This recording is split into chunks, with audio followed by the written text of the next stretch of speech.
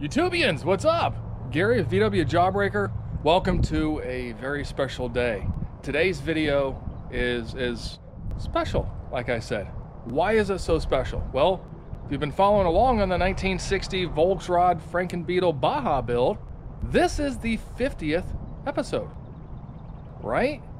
Can we believe it's been that many episodes to get this thing to where it is? So first off, I want to say, I had no idea it was going to take this long to do this project. I didn't know there was going to be that much work that needed to be done to this thing, and I had no intention of it even taking this long or this many videos or anything. There's just been a lot of work and a huge learning process, right? We're all doing it together. And people wonder why I say we're doing this together. And honestly, the reason being is I'm learning some of this stuff as I go, right? Well, then you guys are giving me suggestions, comments, encouragement when I get frustrated. So in a way, we're all doing this together. I may be the one doing the physical work. You guys are helping me. I appreciate each and every one of you for everything that you do and how wonderful you make this community. So, what's the big deal of the 50th episode? Just happened to play out like that. Well, I can tell you this. We got the chassis back in the garage. Look at them tires. Some people may have seen the tires and rims in one of the other videos sitting there in the background. Well, these are not the tires that we originally wanted to put on this. Problem is, I screwed up. So I went and put two of the front tires off the chassis onto the Baja, sold the Baja. Now I don't have tires. So let's give you a little size comparison of exactly what we're going on here. So here we go. We got a couple stock rollers. This one's a 185/75, so it's close to stock height-ish. There you go. That's a good size difference. All right, let's put the tire that I was gonna put on. Let's put this over here and compare it. Stock size tire. These are the 7.5 by 15s. They're actually a bias tire, but if you look, they're about the same height as these, but these are wider. Really gives that chassis a totally different look. These tires, the ones I'm running now, are a 30 by 950 15, and those are actually on a 15-inch by 8 rim. Oh, check it out. Woo. A nice black rim there, still running wide 5. Everything, wow. So, yes, nice little upgrade. Wasn't planning on it, but, you know, we're doing what we got to do. So, this video, body gets married to the chassis. That's it. That's what the big thing is.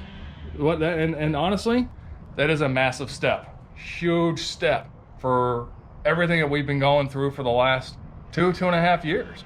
So again, we rolled the chassis out. Everything's still set from last year when we put it away. Body goes on. We've got the new rubber seal that we need to fasten in place, and then we should be ready to set that on there. So I'm gonna go ahead and get set up. Stick around. We got a marriage to do today. Let's get crack-a-lacking, guys. All right, here's what we're gonna do for the pan seal. I've got some wax and grease remover, decently clean rag. I go through, just kind of wipe all this down. Do the same with the body gasket. It comes kind of powdered, and I want it clean.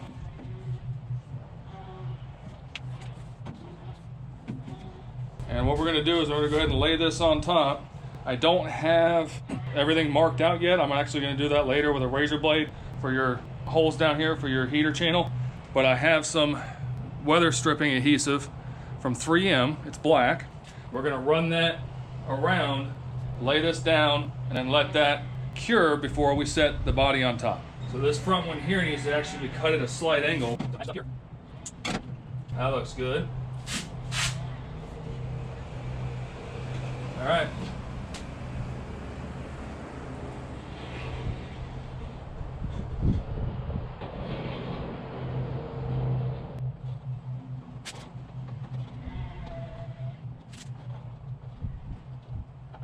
And to help hold everything in place, use a 2x4 and a clamp to kind of help hold things where they need to be, just for the time being. And that's something we can easily remove later.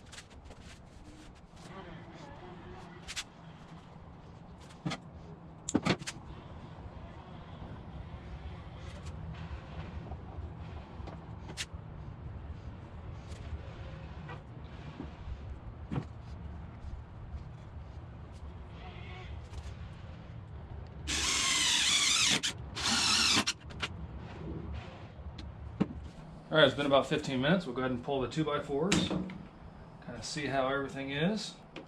I like it. That'll work. Now, we'll move to the other side.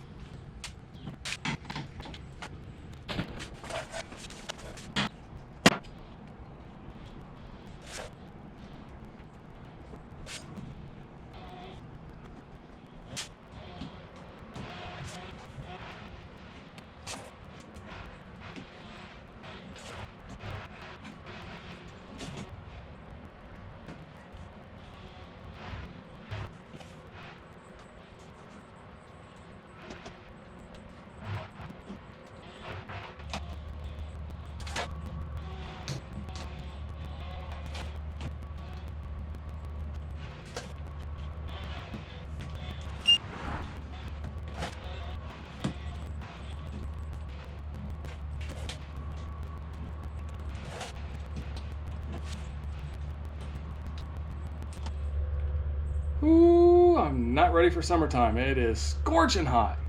So we've got all the way around. Now, yes, I did pull those 2 screws out. I just used them to help hold everything down to the Napoleon hat. So my idea of using the unibit to kind of poke through didn't work, so I just, well, it's not the prettiest, but just cut rectangles with a razor blade. Nobody's gonna see it except for, well, you and me. But other than that, it's not like it goes on the internet or anything for everybody to see. So we're good, right? It's not pretty, but it's gonna seal. There's no way that's not gonna seal. So we'll be just fine, I promise. All right, next step is we'll go ahead and wait for the back one to finish drying, verify all that's okay. Then we'll be ready to go ahead and lift the body and put it on the chassis. And then we'll go ahead and start installing all the hardware and getting everything bolted together. I should be able to tell you like front, back, whatever, but ready?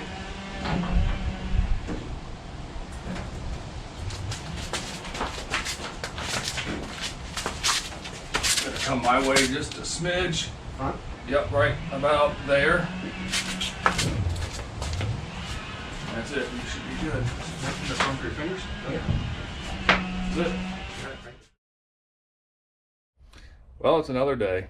We got the body set on yesterday, and that's when I was like, you know what? It's just too hot. I'm done. So I called it, got a shower, just chill out for the rest of the evening. Today, we need to go ahead and get everything bolted down. Now, I got an issue though. There's two spots under here where there's supposed to be a little rubber block that goes in between. I thought I ordered them. Apparently I didn't, so I can't fully bolt the body down today. But we can go ahead and get everything else pretty much ready, right? So we've got these 4 longer bolts that go up front in the frame head. You've got 2 on each side under here, and then all along both sides of the heater channel and along back here in the back, you've got these little guys here. That's what holds and pinches everything together. Now these 4 here I have set off to the side because those 4 are the ones that go back here, right here. And of course we still have to make those 2 little wings, but I didn't want to do that until everything was back together. So I do have these 2 bolts started on both sides on the inside, even though I don't have the rubber pad there yet. Just make sure things kind of stay lined up. So it should just be a matter of little tweaks here and there. We'll go ahead and get all the bolts in started. We're not going to tighten them down just yet until those pads come in. So let's dive underneath. Let's get this going. These here, which we got these little plates inside that are similar to your door hinge and stuff. I think it might need to come back some. A long punch come in handy. Those little plates like to move around, which make it a pain in the butt. All right, there we go. Got one side lined up.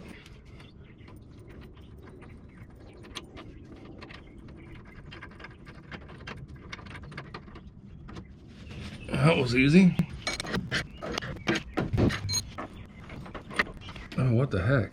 These things are a pain. So we've got these here, and there should be 9 of them all the way across.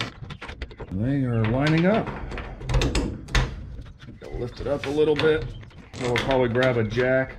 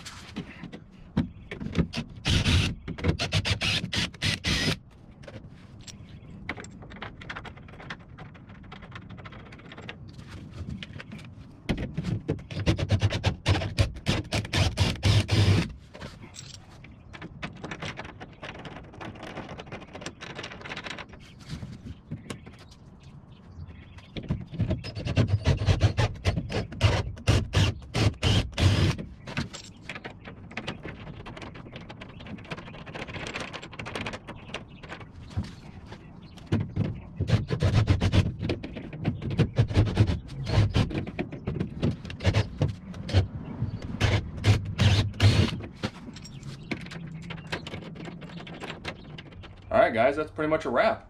I ended up running a 8mm tap through the side heater channels just to clean up those threads. I thought I did it, but I guess I didn't, considering they weren't wanting to work in too well. All the bolt holes lined up, all that's good. So really the only thing left are the little pads down here in the corners.